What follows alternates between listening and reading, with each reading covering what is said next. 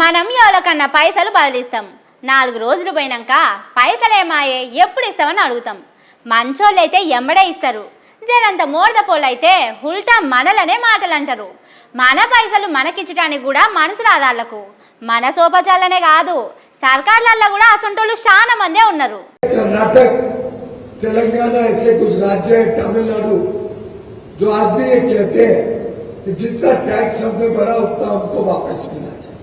मैं समझता हूँ इससे ज्यादा छोटी सोच, इससे ज्यादा दुर्भाग्यपूर्ण कोई और बात नहीं.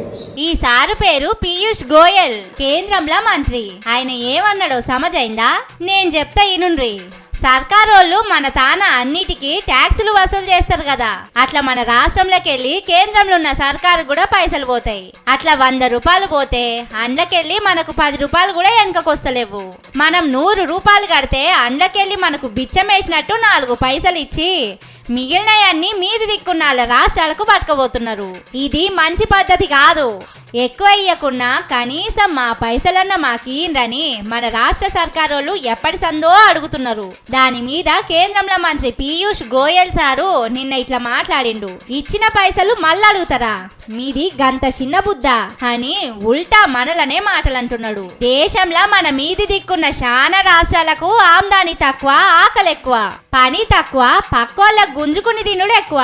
ఢిల్లీలో గద్దె మీద కూర్చునేటోళ్ళు ఆ రాష్ట్రాలోనే ఉంటున్నారు. మనం రాత్రి పగలు కష్టపడి సర్కారుకు ఆమ్దాని తీసుకొస్తే అవన్నీ ఉత్తరప్రదేశ్, బీహార్ వంటి రాష్ట్రాలోళ్ళు మలుపుకపోతున్నారు. అత్త సొమ్ము అల్లుడు దానం చేసిండని అంటారు కదా, కేంద్రం వాళ్ళది కూడా అదే కథ అన్నట్టు. మీదికెళ్ళి ఇట్లా రూబాబు చూపిస్తారు.